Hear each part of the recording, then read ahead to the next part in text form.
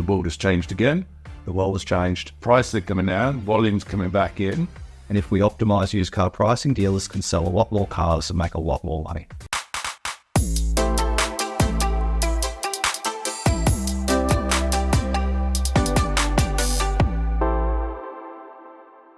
Right, welcome to episode 2 of our podcast. Great to have you back, Craig. Wow, number 2.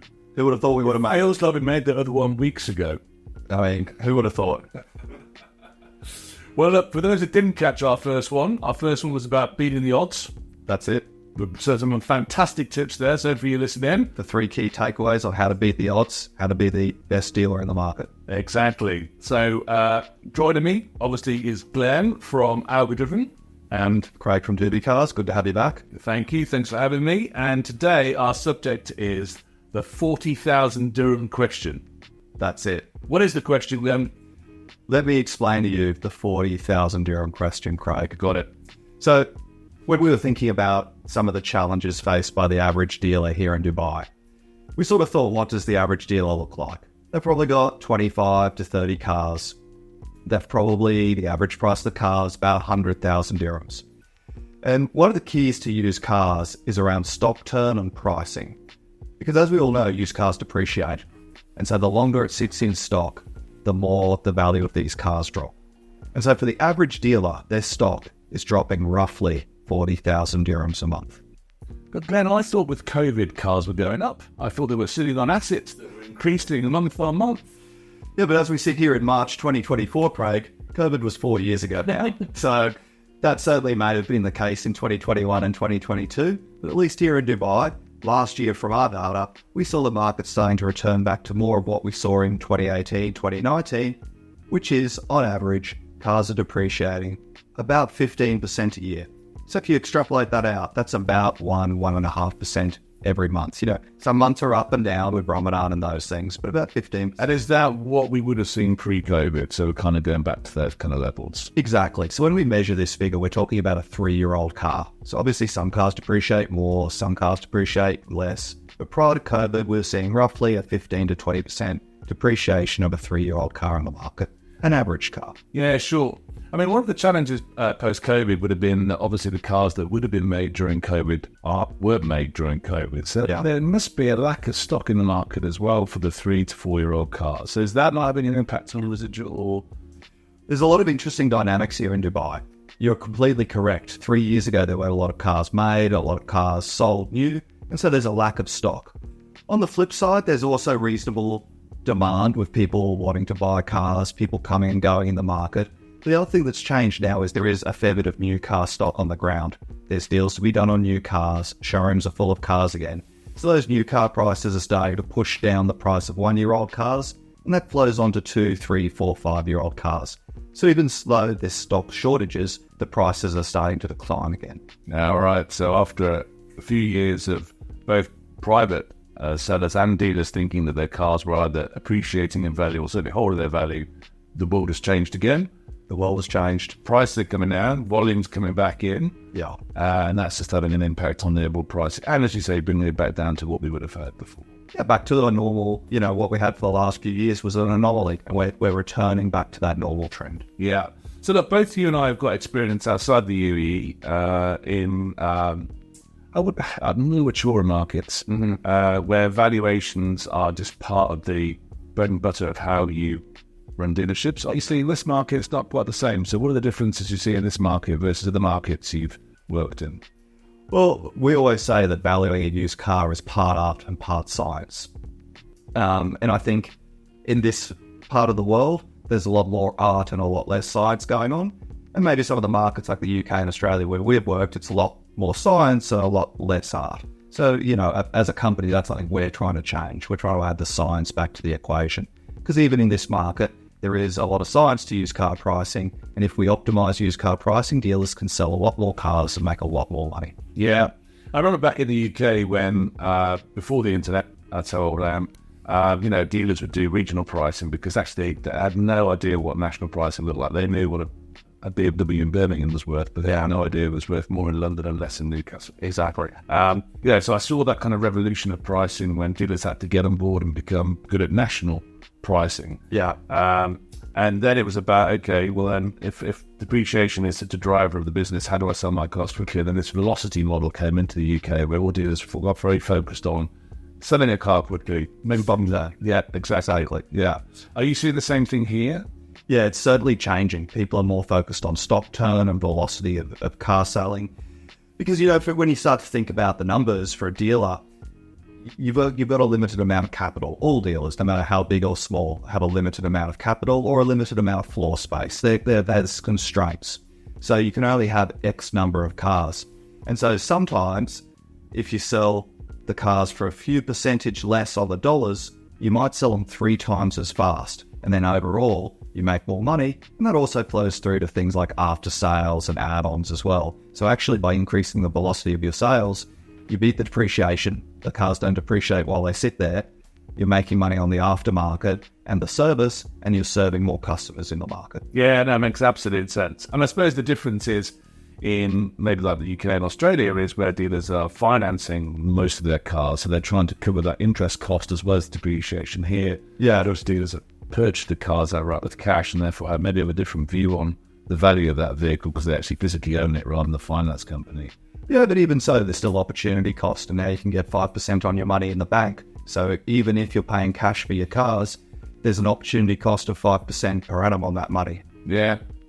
Okay, that sounds interesting. So if you want to see, from an optimal perspective, how would a dealer work the best in the UE based on what data is available and what tools are available? And this is not a sales blog, you can't say that. Based on everything that's out there, how should a dealer be operating in terms of pricing? Yeah, well, obviously, our company makes tools around this for dealers, but I think the way dealers should be really thinking about it is they need to think what's their optimal stock turn. And I think most dealers in this market would think somewhere around the 30 to 60-day mark, depending on the type of cars they're selling. Faster moving cars might be selling in under 30 days. If they're selling more high-end cars, they might be in that 30 to 60. And if they're in the exotic bracket, then they're probably in the 60 plus. So thinking about the stock mix, what sort of stock turn they want to target for that stock mix. And then it's about setting the price to market for every car. So if you've got a car in stock, trying to establish what's the market price and setting that price above or below, but then optimizing it every week or two. So how do they get the market price? I mean, that's one of the problems over here, isn't it? Is that the market price is what the buyers are there to pay, or because there's so many different valuations and different marketplaces, including DubiCars. How does a dealer actually get that market price? Yeah, so as I said, we're not going to give our products a plug, but we obviously make products to help dealers establish the market price of a car. But either way, the market price of a car, as you said, is what someone's willing to pay. But there's always competition in the market. So the dealer needs to look at online marketplaces like DubiCars, work out what the competitive set of cars are, try and work out what is that average price of those cars, and then think, how does their car compare? Maybe it's done lower kilometers, maybe it's got extra options, something that makes it more desirable. And if it's more desirable, they might look to price at the market price or a little above. If it's less desirable, they might look to price below market price. And then the other factor they want to take into account is how long it's been in stock. The car's sat there for 30 to 60 days. They probably want to start to move it faster, so they might look to price it below market. Because one of the things about this market is that cars are normally quite highly spec'd. Yeah, on the kind of the high level of specification. Yeah. And if I go back to the UK, when you were pricing vehicles, the valuation tools you would use there, but actually you could add those things back into the car. So you could say, yes, it's got the upgraded stereo. Yes, it's got the 19-inch alloys. Yes, it's got the and paint. It's got, and that would add value back on when you're pricing your car. Exactly. Does that exist in this market? Do you have that? Yeah, so our tools are all VIN specific. Right. All the VIN data of the car, and they'll know exactly what options are on the car, whether it's GCC or not, because all of these factors play into it exactly as you said. If the car's got the panoramic sunroof, the lane change assist, and the other cars in the market don't, dealers can rightly ask a premium for that car, and consumers will pay a premium for it. Yeah. I think it's fascinating. I think on our platform, we have private advertisers who, don't use our valuation tool or your valuation tool, who definitely think pricing is an art, and who definitely think their assets worth more than it is. And I think part of that's down to COVID and prices going up. And I mean, we even did a PR out there about your cars going up on the drive. Well, don't be making money on your cars. Obviously, the world has changed, but we speak to our private advertisers now, and we onboard them and we tell them the price they should be aiming at. And that normally gets a lot of pushback because customers think it's worth more than it is their car. Maybe more to them. Exactly. But I suppose that just creates a whole issue, right? Because if private advertisers are overpricing their cars, dealers obviously don't want to pay that to then buy the car off the consumer. It's the whole chain reaction of that supply chain that's being impacted. Yeah, I mean, price is one of the biggest determinants of how fast a car sells. Everyone wants a deal. You and I are no different. I'm sure when we go car shopping, we look for a deal. No one wants to buy an overpriced car. So I think whoever's selling, whether it's a consumer or a dealer, has to put themselves in the buyer's shoes and make sure that what they're offering is an attractive price as well. Do you see any stats around how the difference it makes, if an overpriced car versus a correctly priced car? How does that impact things like that? Yeah, it's fascinating, right? For a market that doesn't really use valuation tools, they are very price sensitive. So, if a car is overpriced by 10%, then we see sort of a 10% drop in leads. If you can be at 20%, it becomes like 30% drop. Yeah. If you're over 25%, it just literally drops off a cliff and you get no response. That's a lot overpriced though. If the average price for cars 100 and they're asking 125,000 dirhams, that's really out there. Yeah, but I think talking from the private side, there are people that just test the market and they're like, I don't really want to sell it, but if someone offers me 125, I'm going to go, right? I think unless there's something really unique about that car, no one's offering 125, are they? Well, I guess it's like the property market out here right at the moment. I mean, you can do that with your villa probably and put it up for 7 million and see if someone wants to buy it, because there will be someone who probably does. But in the car market, it's very different. And well,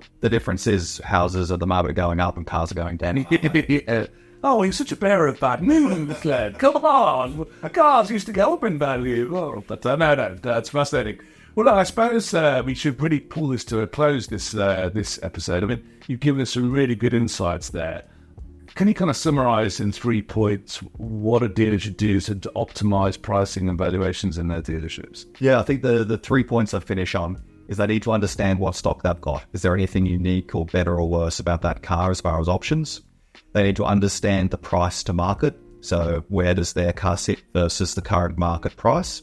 And then they need to think about velocity, whether they're better off selling the cars for 5% less, but turning them 3 times as fast and tripling their sales volume per year, and maybe targeting a slightly lower gross profit. I think that'd be the 3 keys. Yeah, that's great. And look, just to add one thing to that as an insight we get on DubiCars is that we see dealers hold on to cars for a long period of time and then do a massive price drop. Yeah. And I think, if we can get dealers to think about dropping their price in a small way, quickly, rather than a massive way, slowly, actually they'll do far better.